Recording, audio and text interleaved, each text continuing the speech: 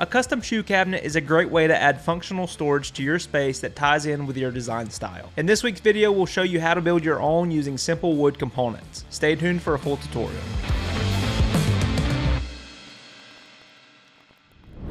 For this project, we're using 1/2-inch sanded plywood as the main structure for our cabinet. I'll start by ripping this plywood to its final width of 9 inches using a table saw. For a full cut list on this project, be sure to check out the link in the description below. Next, I'll cut these side panels to length, keeping in mind the overhang for the tabletop. The overall dimension for this cabinet is 40 by 36 by 12, so keep those measurements in mind when cutting your panels.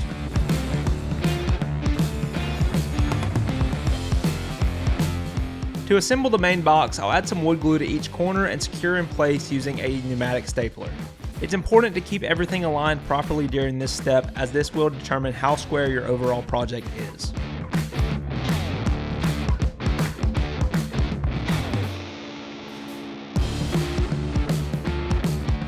I'll check and make sure that the box is perfectly square and then begin pulling measurements for my face frame boards. We will be painting the base cabinet, so for the face frame lumber I'll be using pre-primed 1x2 boards from the local hardware store. I'll cut 4 pieces to length for the outer frame and then 1 piece for the middle divider, since this project will have 2 drawers.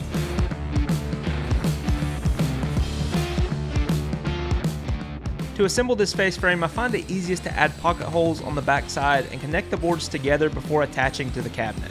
When using this method, it's important to make sure that each corner is square to make sure everything is flush when installed onto the cabinet.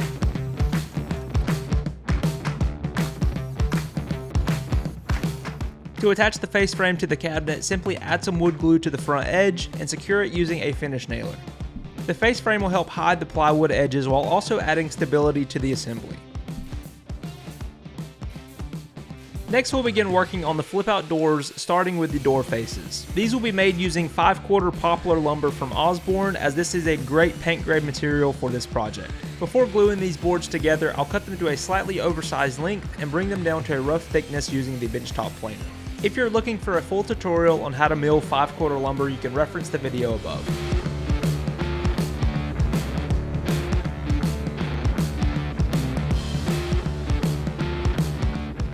Next, I'll glue up the 2 panels by adding some wood glue to each edge and clamping them together while they dry. I like to wait until the panels are dry to bring them down to their final dimensions, as this helps remove any unwanted glue squeeze out that may occur.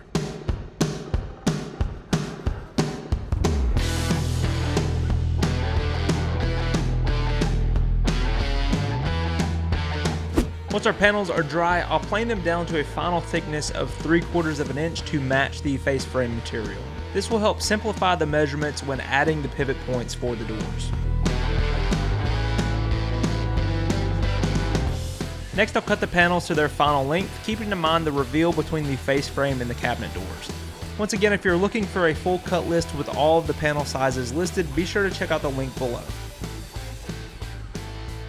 Next, I'll test fit the door faces in the cabinet and begin marking out the locations for the pivot point. First, I'll add some wood shims to the bottom side to help center the door face with a proper reveal. I chose a reveal of about 1/16 of an inch once fully assembled, but this can be changed depending on your preference. Next, I'll make a mark on the face frame and door face that is 2.5 inches from the bottom of the cabinet. This will be where the pivot point is located for the flip out doors, but this may change depending on your project dimensions, so I recommend making a small test door before drilling into your cabinet. For this project, we'll be using a 1/2-inch wooden dowel as the pivot for the door system. I'll start by drilling a pilot hole into the door faces using a doweling jig and the marks that we created earlier. The drilling depth for these holes will depend on the size dowel that you use. Just make sure to drill deep enough for a secure attachment during assembly.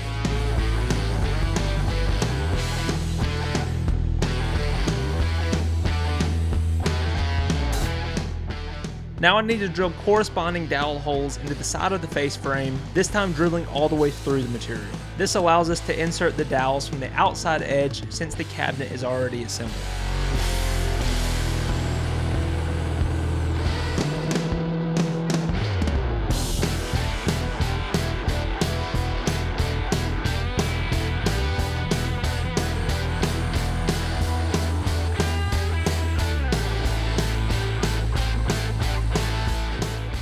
Before moving on, I'll test fit the wooden dowels just to make sure that there's no interference with the cabinet doors. However, I'm not adding any wood glue yet, as this is not the permanent installation of these doors. Once the dowels are installed, the doors should open smoothly without any interference with the face frame or the cabinet box. Next, I'll begin building the storage part of the cabinet doors using some leftover 1/2-inch plywood. Next, I'll rip these to width at 8 inches, which will be the interior space of the cabinet doors. Each door will have 3 plywood supports and 1 plywood bottom that makes up the storage space for the shoes. It's important to keep in mind that these storage spaces were made for smaller shoes. You may need to adjust the dimensions of your project depending on your shoe size. For the bottom storage panels, cut those to the same length as the door faces or slightly smaller to avoid interference with the pivot system. For the support panels, cut those to length slightly smaller than the height of the door faces to avoid interference as well. For the supports, we need to cut an arch on the back side so they don't contact the face frame when opening the doors. The size of this arch is not as important, I just made a line connecting both edges and cut it out using a bandsaw for a clean cut. I added some pocket holes for attachment on the bottom panel and added some wood glue to the door face and secured it in place using a wood screw.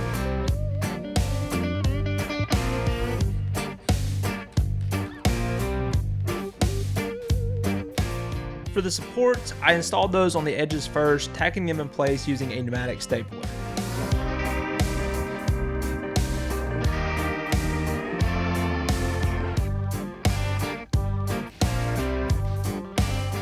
For the center support, I centered that evenly on the inside of the storage space, making sure it was square before attaching. These supports will add strength to the cabinet doors and help them function better during use.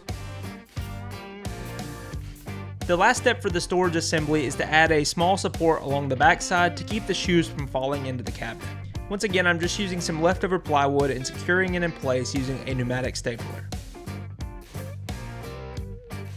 Now that the storage is complete, we can install the doors onto the cabinet assembly. I'll start by adding some wood glue to the holes that we created earlier that will help keep the dowels from falling out during use. It's important to note that I'm not adding wood glue to the face frame holes, only the holes in the storage boxes. For the pivot system to work properly, the dowels will need to turn in the face frame holes to avoid friction. You'll notice that the dowels that I use are slightly oversized, as I will be cutting them flush with the face frame once we're done.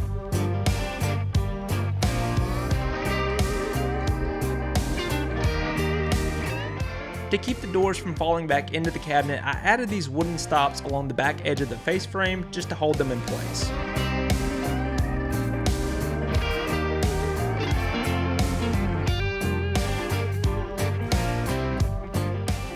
The last step for these boxes is to add a dowel that will catch the back of the face frame as you pull the doors out. This can be located anywhere on the interior and will depend on how far you want the doors to pull out during use. Before we secure them in place, we need to add the bun feet, as there will be no room for the drill once installed. For this project, we're using the narrow tapered square foot part 408014 on our website. I chose to install these using a wood screw through the bottom side of the cabinet. However, we do offer several leg mounting hardware options on our website that you can check out below.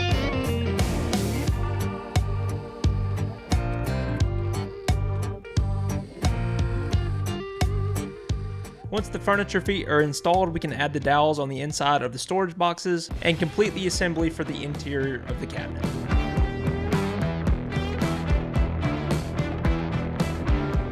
To cut the dowels flush, you can use a jigsaw or a flush cut saw and a palm sander for a seamless finish.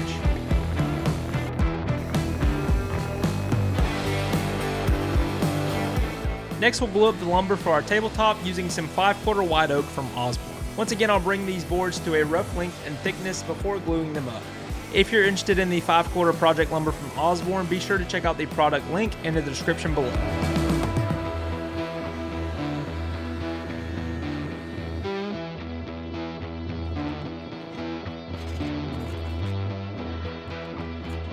While the tabletop is drying, I'll sand the outside of the cabinet to 150 grit, removing any excess wood filler.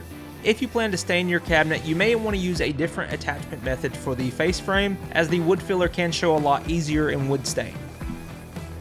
Once the top is dry, we'll bring it down to its final thickness and cut it to its final length using a miter saw. I chose to go with a thickness of 1 inch on this top to give it a nice profile, as we will be finishing it using Rubio Monocoat. Next, I'll add a small 1/2 inch round over along the outside edge to give it a softened profile, and then sand the top to 150 grit for a smooth finish. The final detail I'm adding to this cabinet is some dental molding along the top edge to give it a subtle texture. These will be mitered to the same dimensions as the cabinet and only installed on the front and sides. To attach the molding, add some wood glue to the back side and install it in place using a pneumatic nailer.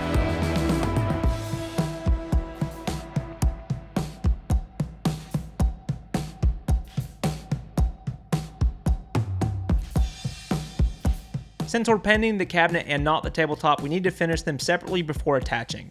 For the top, I'm using some Rubio Monocoat just to give the white oak a warm, natural look. This finish applies easily and can be buffed out once coated for a natural look. For the cabinet, I'm adding a satin black paint to fit in nicely with the space that it's going to. Once the top and the cabinet have been finished, we can add a few final touches to the assembly. First, we'll attach the tabletop, making sure to center for the proper overhang. To attach the top, I'm just screwing directly through the plywood using a high quality wood screw, making sure to pre-drill to avoid splitting. This is a simple way to attach the tabletop, however we do offer various options on our website depending on your preferences.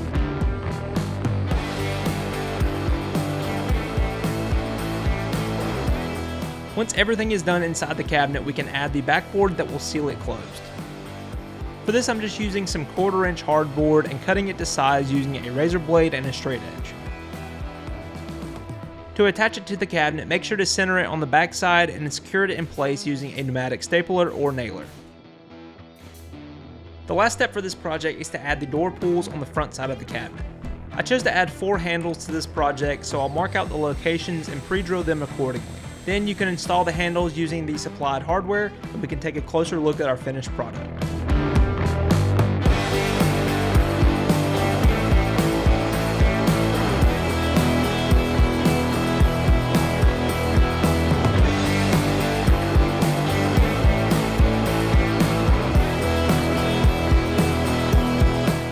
Thank you for joining me for this episode. If you're interested in any of the products that we used in this build, be sure to check out the links below.